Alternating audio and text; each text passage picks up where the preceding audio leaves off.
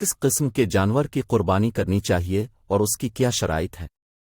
दूसरे मुसव्वदे देखें। इस्लाम में जिस किस्म के जानवर की कुर्बानी की जा सकती है वो दर्ज झैल 4 तक महदूद है। एक भेड़ कम अज कम 1 साल की हो और उसके तमाम दांत हों।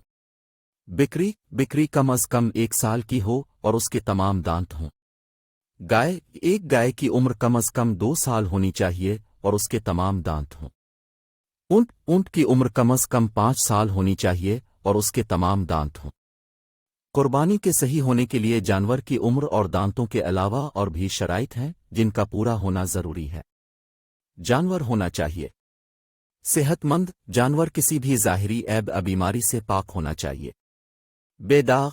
जानवर का कोई आज़ा या उज़्व गायब नहीं होना चाहिए।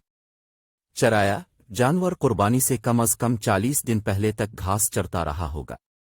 अगर ये तमाम शराइत पूरी हो जाएं तो जानवर को कुर्बानी के लिए हलाल अजायज़ समझा जाएगा।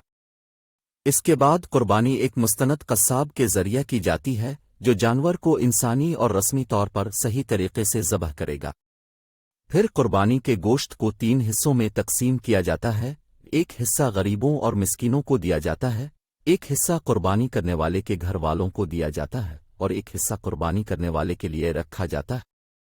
कुर्बानी खुदा की इताअत की अलामत है और हज़रत इब्राहीम की अपने बेटे इस्माइल की कुर्बानी के लिए आमादगी की याद दहानी है।